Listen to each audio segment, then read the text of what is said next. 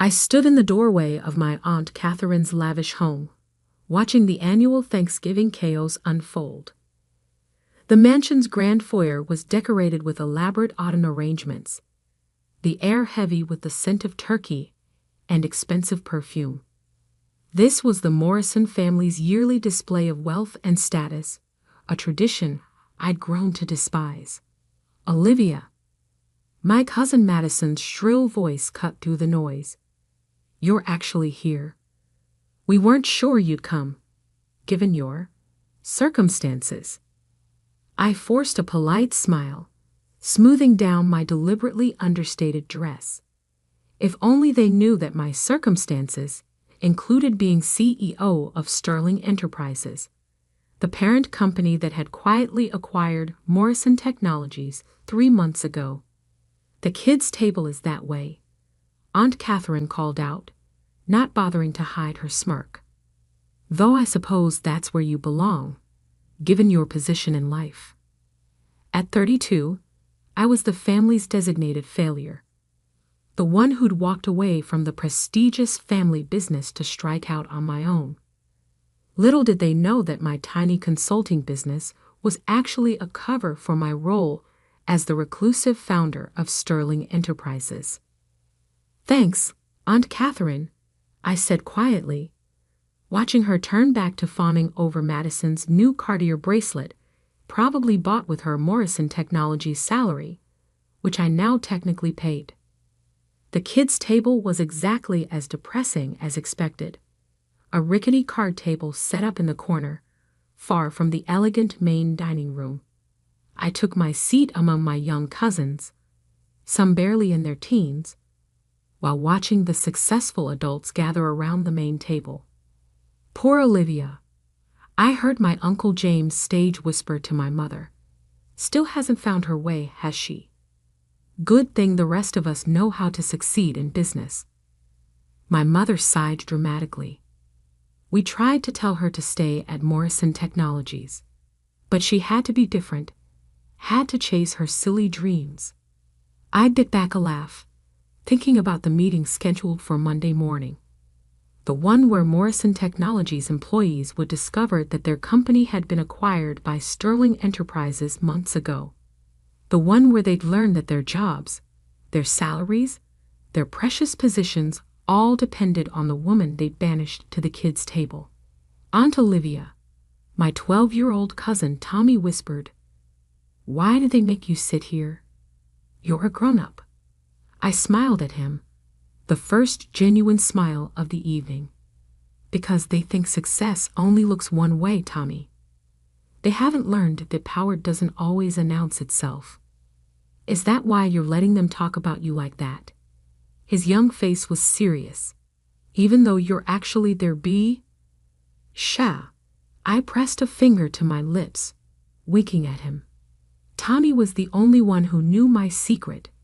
He discovered it by accident when he'd seen my name on some documents while visiting my office. But he kept quiet, understanding instinctively what I was doing. Around the main table, the conversation had turned to business, as it always did. Morrison Technologies had been the family's pride and joy for 3 generations. Now my Uncle James ran it, with my cousins Madison and Tyler in executive positions they hadn't earned. "The company's doing better than ever," James boasted, raising his wine glass. "We're expanding into new markets, hiring more staff. This time next year, we'll be twice the size we are now." I hid my smile behind my water glass. He had no idea that Sterling Enterprises had already begun restructuring plans. By this time next year, half of his executive team would be replaced with actually qualified professionals.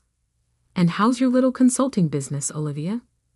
Madison called out, her voice dripping with fake concern. "Still working from that tiny office downtown?"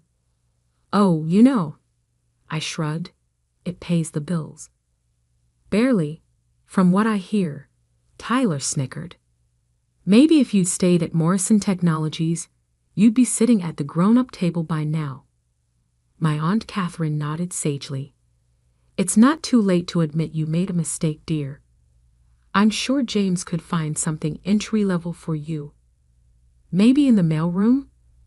The entire adult table erupted in poorly concealed laughter. I remained quiet, thinking about the documents sitting in my office. The ones that would reveal that Sterling Enterprises, my company, now owned everything they were so proud of.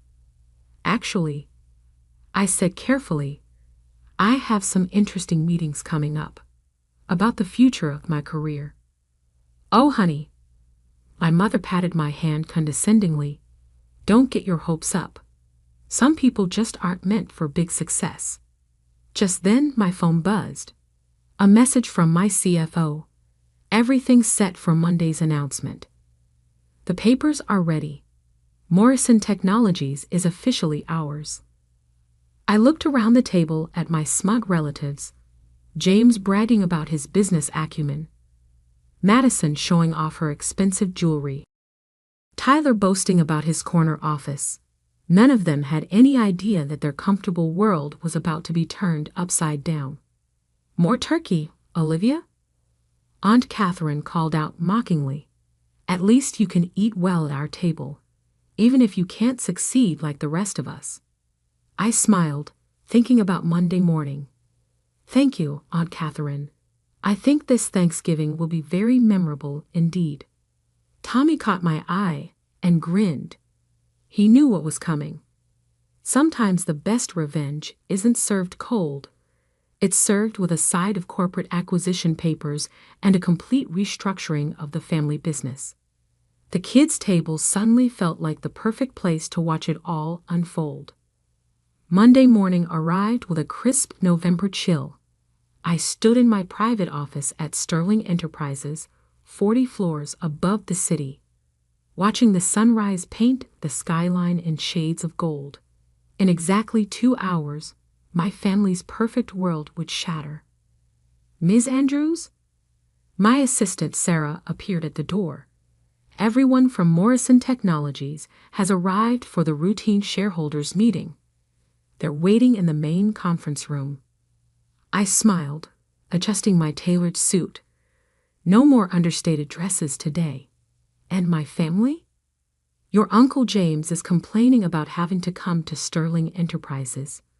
He's saying it's beneath him to meet with, and I quote, some faceless corporation that probably doesn't understand our family values. Perfect. I checked my reflection in the window. Is everything ready? Sarah nodded, a slight smile playing at her lips. She'd been with me since the beginning, watching me build Sterling Enterprises while my family mocked my supposed failure. Security is in place. The papers are ready, and the cameras are set up to capture every reaction. Then let's not keep them waiting. The conference room was a sight to behold. Through the glass walls, I could see my family seated around the massive table, James at the head, naturally, with Madison and Tyler flanking him. My mother sat nearby, probably already planning how to brag about this meeting at her next social gathering. They have no idea you're coming, Sarah whispered. Your uncle's been demanding to meet with Mr. Sterling for the past hour. I straightened my shoulders. Well, let's not disappoint him. The room fell silent as I walked in, my heels clicking against the marble floor. For a moment, no one recognized me. They were too busy looking for the male CEO they'd expected. Then Madison's eyes widened. Olivia? What are you doing here? This is a private meeting. Is it? I moved to the head of the table, directly opposite Uncle James. I think you'll find I have every right to be here. Now see here, James began, his face reddening. We're here to meet with Sterling Enterprises CEO. Run along and play with your little consulting business. I sat down, placing a thick folder on the table. Oh, but Uncle James, I am Sterling Enterprises CEO. In fact, I own it. And as of 3 months ago, I own Morrison Technologies too. The silence that followed was deafening. I could hear the soft whir of the cameras capturing every shocked expression, every moment of dawning horror. That's impossible, Tyler stammered. Morrison Technologies is a family company. Yes, I agreed pleasantly. And it still is. Just not your family anymore. I opened the folder and began distributing documents. These papers confirmed Sterling Enterprises' acquisition of Morrison Technologies, completed 3 months ago through a series of shell corporations. You all signed off on it, though you were too busy congratulating yourselves to read the fine print. My mother's face had gone pale. But your consulting business was a cover, I smiled. While you were all mocking my tiny office downtown, I was building one of the largest corporate consulting firms in the country. The office you laughed at was just for show. Madison grabbed the papers with trembling hands. This can't be legal. Daddy, do something. James was frantically flipping through the documents, his face growing paler by the second. These are legitimate. We work for Olivia now. Not exactly. I leaned back in my chair. You see, I've been reviewing the company's performance, specifically the executive team's qualifications. It's interesting how many positions were filled based on family connections rather than merit. The color drained from Tyler's face. What are you saying? I'm saying that effective immediately, there will be some changes in management, starting with the executive team. I pressed a button, and the wall screen lit up with a new organizational chart. Madison gasped as she saw her name missing from the VP position she'd held for 3 years. You can't do this, she whispered. We're family. Family? I stood up slowly. Was I family when you made me sit at the kids' table? When you mocked my career? When you treated me like a failure while I was building an empire? James slammed his fist on the table. This is revenge, plain and simple. No, Uncle James. This is business. The same business you claimed I didn't understand. I started walking around the table. Your executive team is underqualified. The company's performance has been declining for years. You've been coasting on the family name while more competent companies passed you by. And now, my mother asked quietly. Now? I stopped behind her chair. Now Morrison Technologies will be run by people who earned their positions. Starting today, all executive positions will be reviewed. Those who are qualified may stay. Those who aren't, I glanced at Madison and Tyler, will be offered positions more suited to their actual skills. You demote your own family. Madison's voice cracked. You mean like how you demoted me to the kids' table? Treated me like a child playing at business? I smiled. Consider this a lesson in real corporate management. I nodded to Sarah, who began distributing another set of papers. These are your new contracts. You have until the end of the day to decide if you want to stay with the company in your new positions. If not, severance packages are included. And if we refuse, James challenged, though his voice lacked its usual authority, then you can leave now. But I should mention, non-compete clauses are in effect. And given that Sterling Enterprises owns most of the major consulting firms in the region, I let the implication hang in the air. The room was silent except for the sound of shuffling papers and muffled sobs from Madison. My mother sat frozen, probably calculating how this would affect her social standing. Oh, and one more thing, I added, pausing at the door. Next year's Thanksgiving dinner will be held at my house. I have plenty of room at the main table, for those who still have jobs to be thankful for. As I walked out, I heard Tyler's shaky voice. Did she just own us? Sarah fell into step beside me as we headed back to my office. That was quite something. Are you okay? I looked down at my phone, where a text from young Tommy had just appeared. Did you do it? Did you show them? I'm perfect, I replied to Sarah. Sometimes the best seat in the house is at the kids' table. You get to watch all the grown-ups' mistakes without having to pretend they're successes. The real work was just beginning. Restructuring Morrison Technologies, implementing proper management practices, turning it into the company it should have been all along. But for now, I savored the moment. After all, revenge doesn't always come with cranberry sauce. Sometimes it comes with corporate letterhead and a complete reorganization chart. The weeks following the revelation were exactly what I expected. A storm of desperate calls, manipulation attempts, and increasingly panicked family meetings. My phone buzzed constantly with messages. Olivia, darling, we need to discuss this as a family. Mom, you can't destroy your own family's legacy. Uncle James, please, we can work something out. Madison. I let them all go to voicemail while I focused on restructuring Morrison Technologies. The business news was having a field day. Morrison Technologies undergoes major management overhaul. Family drama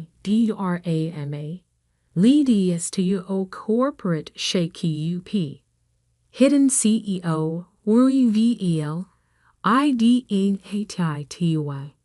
and dramatic family confrontation.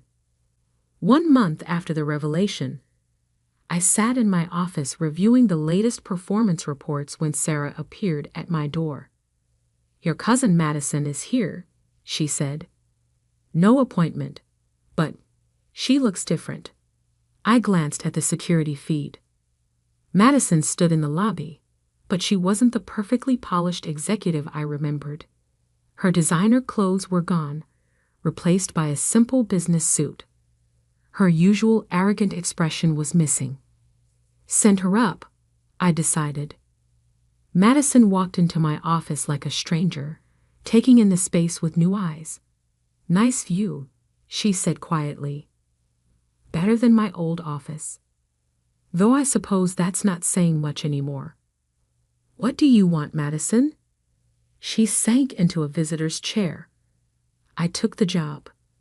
The junior analyst position you offered. I raised an eyebrow. Really? I thought you said you'd rather die than start at the bottom. I did. She laughed without humor. Then I tried applying at other firms.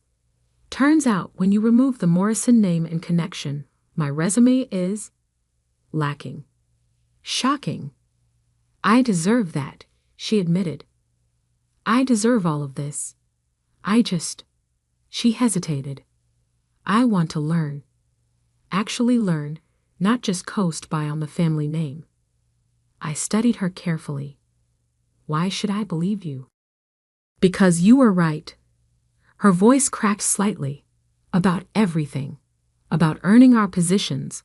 About real business skills. I've been reading the company reports since you took over. Our performance has improved more in 1 month than in the last 3 years under Dad. Speaking of Uncle James, I leaned back in my chair. How is he handling early retirement?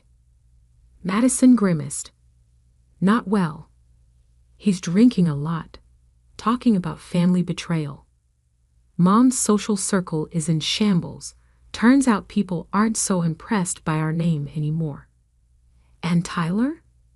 Took the severance package. Said he'd rather start fresh somewhere else than work his way up here. She paused. He's having trouble finding anything above entry level. I nodded, unsurprised. That's what happens when your only qualification is your last name. I know that now. Madison looked down at her hands. I'd been thinking about Thanksgiving. About all the times we made you sit at the kids' table, treated you like you were beneath us. We were so busy looking down on you that we didn't see you rising above us." Just then, my office door burst open. Uncle James stumbled in, ignoring Sarah's protests. The smell of expensive scotch wafted in with him. "You," he slurred, pointing at me. "You destroyed everything." "No, Uncle James." I remained seated, watching him sway. "You destroyed everything. Years of nepotism, of prioritizing family connections over competence. I just exposed it." "We're blood," he shouted. "That used to mean something. It still does." I stood up slowly. "But blood doesn't qualify you to run a company. Skill does. Experience does. Actually knowing what you're doing does." "James." My mother's voice cut through as she rushed in after him. "Stop making a scene." I almost laughed at her instinctive concern for appearances. "Still worried about the family image, Mom. Even now." She deflated slightly, looking suddenly older. "Everything's changed, Olivia. The country club, our social circle, even our neighbors look at us differently now." "Because they're seeing you clearly for the first time," I said quietly. "Just like you're finally seeing me." Madison stood up. "Dad, you're embarrassing yourself. This isn't helping anything." James turned on her. "You, working as a junior analyst, a Morrison, starting at the bottom." "Yes," she said firmly, "because that's where I should have started in the first place, where we all should have started." I watched this exchange with interest. Maybe Madison really was starting to understand. "Get him out of here," I told Sarah. "And call him a car. He's in no condition to drive." After security escorted James out, my mother lingered. "Was all this really necessary, Olivia? The takeover, the demotions, the public humiliation? Was it necessary to treat me like a failure for 10 years? I countered. "To mock my career, belittle my choices, make me sit at the kids' table while you all congratulated yourselves on success you hadn't earned?" She had no answer for that. "The company is doing better now," I continued. "Real executives in leadership positions, actual qualifications required for promotion. If you don't believe me, check the quarterly reports." "And the family?" she asked quietly. "That depends on you. All of you. I didn't do this for revenge. I did it because it was good business. What happens next is up to you." After they left, I stood at my window, watching the city lights flicker on as dusk fell. My phone buzzed with a message from Tommy. "Hey, Aunt Olivia. Mom says I can come work at your office after school sometimes. She says I need to learn business the right way. Is that okay?" I smiled, thinking about the next generation of the Morrison family. Maybe some good would come from all this after all. 1 year later, I hosted Thanksgiving dinner at my penthouse. The table settings were elegant, but not ostentatious. Success doesn't need to shout to be heard. Madison was there, having earned a promotion to senior analyst through actual hard work. Tommy came too, proud to show off what he'd learned during his after-school office visits.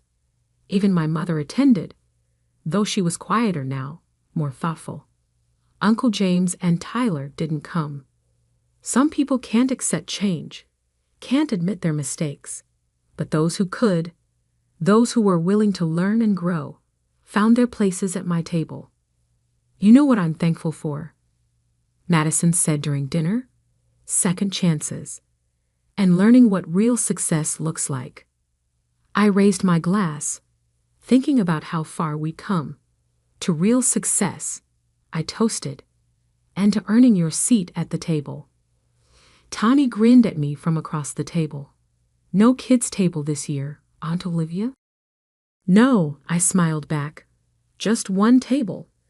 For people who understand that true worth isn't in your name or your connections, it's in what you build for yourself. And that, more than any corporate takeover or family drama, was the real victory. Sometimes the best revenge isn't in destroying what others built, it's in building something better yourself. The kids' table was gone, but its lesson remained. Sometimes those they look down on the most rise the highest. And sometimes the best view of success comes from starting at the bottom. As for the Morrison family legacy, it's stronger than ever, just not in the way they expected. And that's something to be truly thankful for.